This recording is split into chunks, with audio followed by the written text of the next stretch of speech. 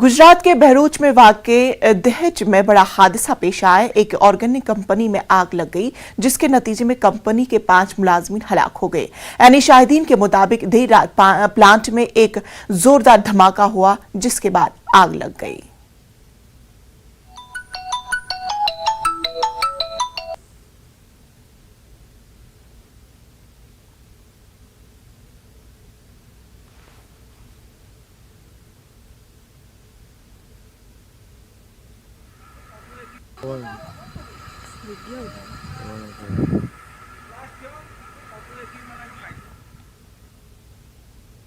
झारखंड में देवघर के रूपवे पर हुए हादसे में अब तक 2 खवातीन की मौत हो चुकी है, जबकि 8 जख्मी हुए हैं।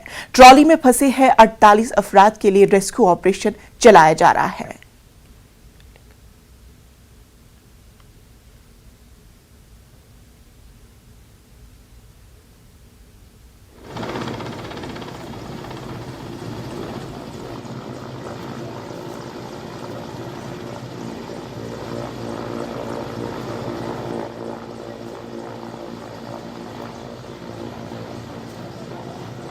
त्रिकुट रोपवे हादसे में Indian air force, Indian army, ITBP के जवान, एनडीआरएफ की टीम लगातार लगी हुई है। इस वक्त मौजूद हैं हम देवघर के त्रिकुट पहाड़ पर। अब आप देख सकते हैं कि किस तरह से जो है इंडियन एयरफोर्स का हेलीकॉप्टर यहाँ पर मौजूद है और लगातार प्रयासरत है कि किसी तरह जो 48 लोग फंसे हुए हैं ऊपर, उन्हें बचाया जा सके। आप तस्वीरों के माध्यम से देख सकते हैं कि कितनी ऊंचाई है और जिस जगह पर लोग फंसे हुए हैं वो काफ़ी डेप्थ है। आप तस्वीरों में सामने देखिए कि एयरफोर्स के जवान जो हैं उतरने की कोशिश भी कर रहे हैं ताकि जो है उन्हें बचाया जा सके। और ये बचाव कार्य जो है लगातार जारी है। सुबह 5 बजे से लेकर अब तक रेकी किया जा रहा था और अब जो है लग रहा है कि ऐसा जो लोग फंसे हुए हैं उन्हें निकाला जाएगा। अब तस्वीरों में साफ देख सकते हैं कि हेलीकॉप्टर के माध्यम से इंडियन एयरफोर्स के जवान जो हैं नीचे उतरने की कोशिश भी कर रहे हैं। हेलीकॉप्टर भी है और तमाम जो लोग यहाँ पर मौजूद हैं, जो 48 लोग फंसे हुए हैं, उन्हें सफलतापूर्वक निकाल दिया जाएगा। अब मैं एक बार कोशिश करता हूँ आपको कि वो एयरफोर्स के जवान जो हैं वो आप देख सकें कि किस तरह से हवा में जो है हेलीकॉप्टर है और उस रस्सी के माध्यम से आप देखिए कि कैसे नीचे वो उतर रहे हैं और जो बचाव कार्य है वो किया जा रहा है। हालांकि काफ़ी दिक्कतों का भी सामना करना पड़ रहा है क्योंकि ये इसकी जो है गहराई काफ़ी ज़्यादा है और तार की वजह से जो है ये काफ़ी परेशानी का सामना करना पड़ रहा है। तो कुल मिला के ये कह सकते हैं कि लगातार जो है यहाँ पर कार्य जारी है, बचाव कार्य जारी है। इंडियन एयरफोर्स का जो है टीम यहाँ पर मौजूद है और लोग जो है एयरफोर्स के जो जवान हैं वो रस्सी के माध्यम से नीचे उतरकर जो ट्रॉली में लोग फंसे हुए हैं उन्हें बचाया जा रहा है। मनीष दुबे, न्यूज़ 18, देवघर। गोरखनाथ मंदिर एहलकारों पर हमले मामले के मुलजिम मुर्तजा अब्बासी को तहवील आज खत्म हो रही है। उसे आज अदालत में पेश किया जाएगा। जराये के मुताबिक एटीएस मुर्तजा अब्बास की तहवील में तौसी के लिए अदालत में दरख्वास्त कर सकती है।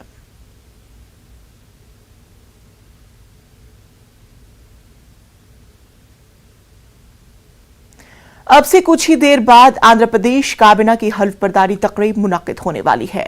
जुमला 25 वज़रा हल्फ लेंगे, जिसमें 11 पुराने वज़रा भी शामिल हैं। 11:31 पर हल्फ बर्दारी तकरीब का आगाज होगा।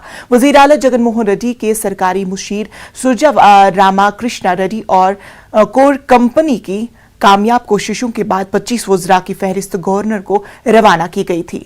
इम्कान है कि इस बार भी जगन काबीना में 5 डिप्टी चीफ मिनिस्टर्स होंगे जो समाज के मुख्तलिफ तबकों की नुमाइंदगी करने वाले हैं। हल्फ बर्दारी तकरीब के मकाम पर सिक्योरिटी के वसी तर बंदोबस्त किए गए हैं।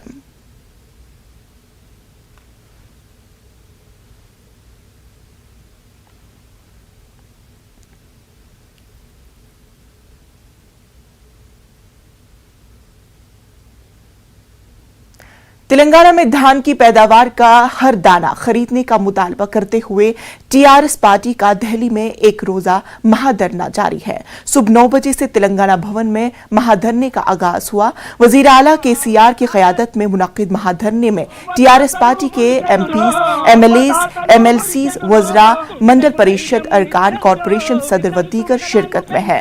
टीआरएस लीडरों ने धान की खरीदारी में तेलंगाना के साथ सौतेला सलूक करने वाली मरकज की बीजेपी हुकूमत पर सख्त तनकीद की है। भारतीय किसान यूनियन के लीडर राकेश टिकैत ने भी महाधरने की तायद की है। సవారి కత్తిరం బండిగట్టనా సవారి కత్తిరం బండిగట్టనా మన తెలంగాణకే మన తెలంగాణకే సవారి కత్తిరం బండిగట్టనా మన తెలంగాణకే జై కొట్టనా సవారి కత్తిరం బండిగట్టనా తెలంగాణకే జై కొట్టనా। देखिए साहब, ये हमारी स्टेट के साथ नाइंसाफी है। हमारे किसान परेशान हैं। हमारे पास दो फसलें होते हैं, एक बारिश में फसल होती है, दूसरी समर में होती है, जो यासंगी कहते हैं। साबिका आज़ादी के जब से आज तक सेंट्रल गवर्नमेंट की जिम्मेदारी है कि पूरा का क्रॉप जो है खरीदे, पर हमारे साथ जो है बीजेपी हुकूमत नाइंसाफी कर रही है, हमारे किसानों को परेशान कर रही है। हिंदुस्तान में वाहिद लीडर है केसीआर साहब, जो किसानों के लिए हमेशा लड़ते हैं। आप जानते हैं हमारे किसान इस वक्त बहुत खुशहाल है। तेलंगाना बनने से पहले बड़े परेशान थे, उनके लिए रैतु बंधु स्कीम लाई, रैतु बीमा स्कीम है। आज हमारे हर किसान को 1 एकड़ पर 10,000 रुपये दिए जाते हैं। अगर एक किसान 2 गुंठे जमीन भी है, उसका देहांत होता है तो 5 लाख रुपए इंश्योरेंस से मिलते हैं। मगर हमारे साथ ये किसान जो फसल डाल चुके हैं, और इससे पहले फसल के बारे में हमारे सीएम साहब भी अपील किए थे कि सेकंड क्रॉप मत डाले, पर वहाँ के जो मुकामी बीजेपी लीडर्स हैं वो लोगों को भटका कर सेकंड क्रॉप डलवाने लगा है कि हम खरीदेंगे बोलकर, और आज हमारे साथ धोखा हो रहा है। इसलिए हम दिल्ली तक आए। दिल्ली से हमारे नुमाइंदे खुरम शहजाद हमारे साथ जुड़ चुके हैं। खुरम, ये बताए, धान की खरीदारी को लेकर आज टीआरएस लीडरान की जानिब से एहतजाज हो रहा है, क्या है मजीद तफसील?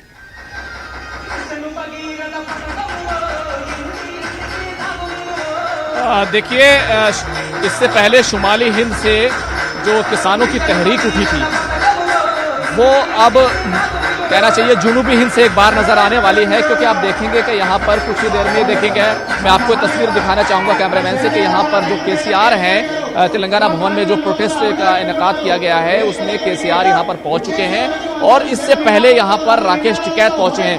यानी कि जो एक मीनिंग होती है सियासत के, जो माने होते हैं, जो मोमेंट होता है, उसमें जो कुछ नज़र आता है वो यहाँ पर आपको देखने को मिलेगा।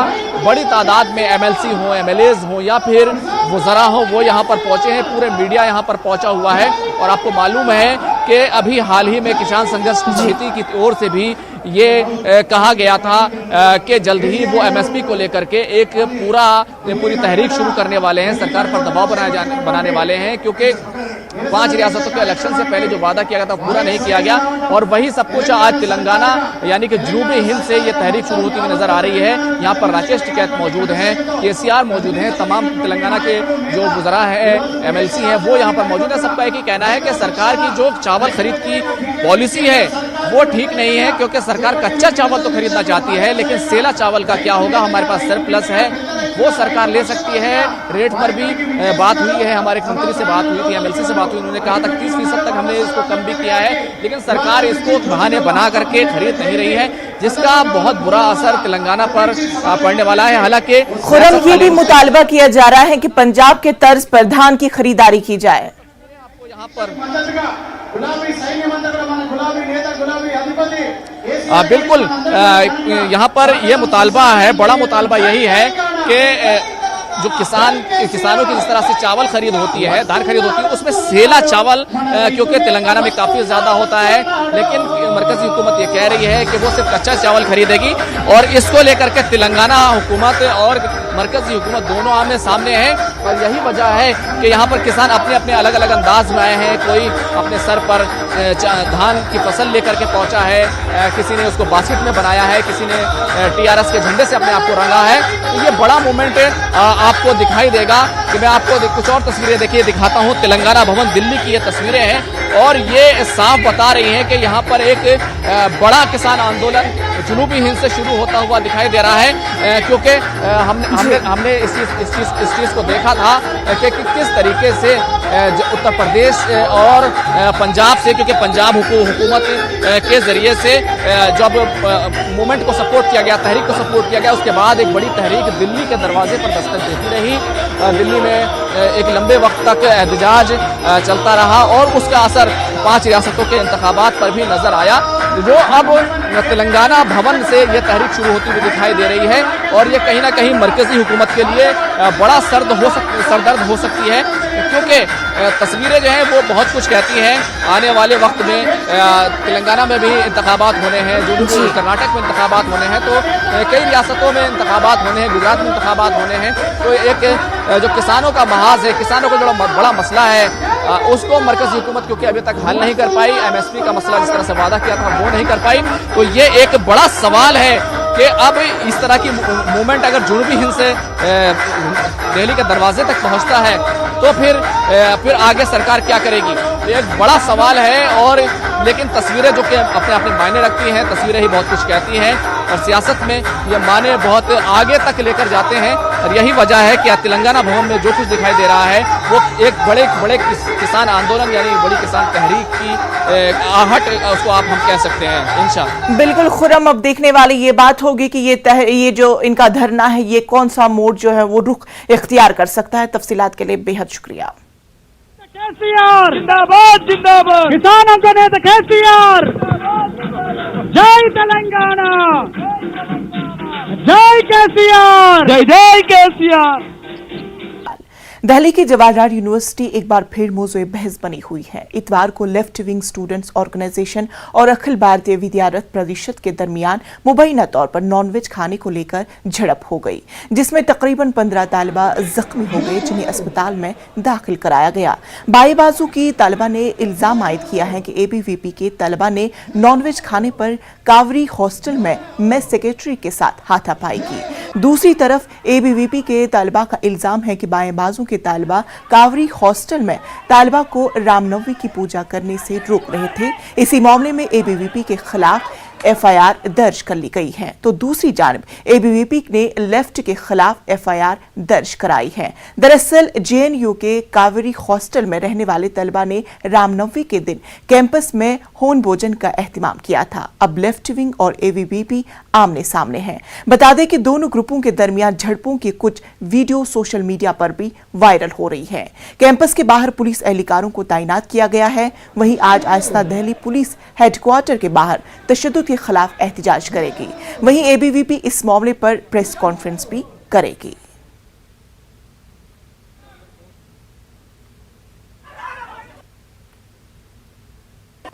विक्रम नाम का एक लड़का है, उसने मेरा हाथ यहाँ तक खींचा, मरोड़ा, and then he grabbed my breast. उसने मेरे साथ हरासमेंट किया, उसने मुझे मोलेस्ट किया, महिलाओं को थप्पड़ मारा।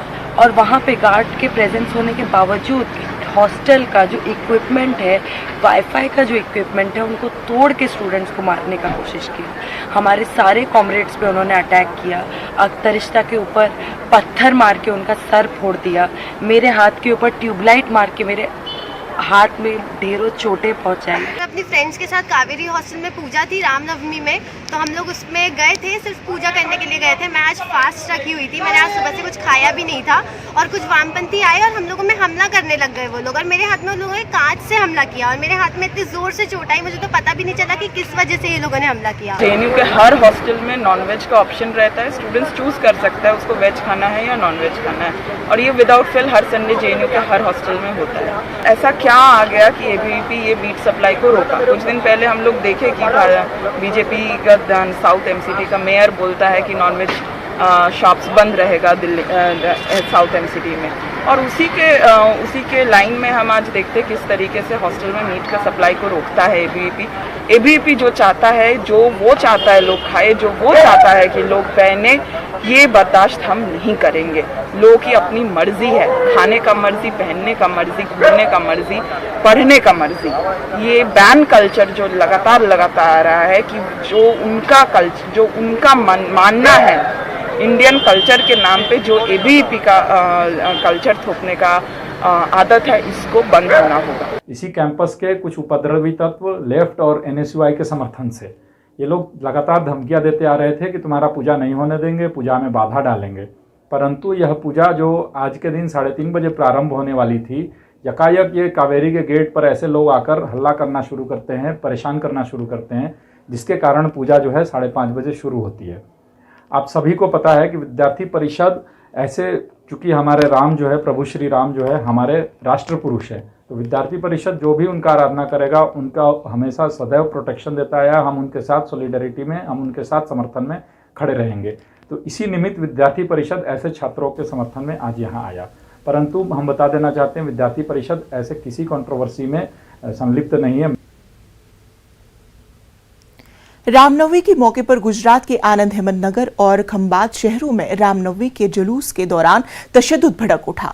पुलिस ने तशद्दुद को कंट्रोल करने के लिए भीड़ पर आंसू गैस के गोले दागे। इस तशद्दुद में एक शख्स हलाक हो गया, कई लोग जख्मी भी हो गए हैं, जबकि कई गाड़ियों को आग लगा दी गई। मामले में गिरफ्तारियों का सिलसिला जारी है। हेमंतनगर में 13 अप्रैल तक दफा 144 नाफिज कर दी गई है। साइबर कांटिया पुलिस ने तशद्दुद मामले में 4 अफराद के खिलाफ 3 शिकायतें दर्ज की गई हैं, जिसमें गाड़ियों और दरगाह में आगजनी का जिक्र किया गया है। वहीं मगरबी बंगाल के हावड़ा शहर के शेरपुरा इलाके में वीएचपी की रामनवमी रैली के दौरान मुबैना तौर पर इश्तियाल अंगेज तकरीर के बाद फिरकावाराना कशीदगी फैल गई। ताहम पुलिस ने सूरत हाल पर काबू पा लिया। यहां भी पथराव का वाक़या पेश आया। ताहम पुलिस ने वक्त रहते शरपसंदों पर काबू पा लिया। यहां भी पुलिस ने आंसू गैस के गोले दागे और ताकत का इस्तेमाल किया। हावड़ा तशद्दुद में कुछ आम लोग जब कुछ पुलिस एहलकार भी जख्मी हुए। दूसरी जानिब मध्य प्रदेश के खीरगोन जिले में निकल रहे रामनवमी के जुलूस के दौरान डीजी बजाए जाने को लेकर तशद्दुद भड़क उठा। जुलूस मुस्लिम बस्ती से निकल रहा था।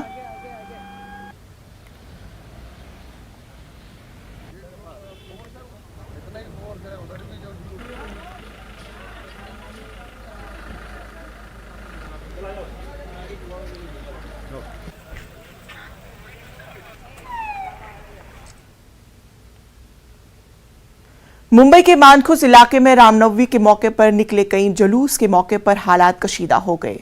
जुलूस के दौरान मुबैना तौर पर 2 ग्रुपों में तशद्दुद फूट उठा और तशद्दुद पर काबू पाने के लिए पुलिस ने ताकत का इस्तेमाल किया। मानखजे में पीएमजीपी अहाते में इतवार को रामनवमी के मौके पर एक जुलूस का एहतिमाम किया गया। इसी दौरान 2 ग्रुपों में कशीदगी फैल गई। वाक़े के बाद पुलिस मौके पर पहुंच गई।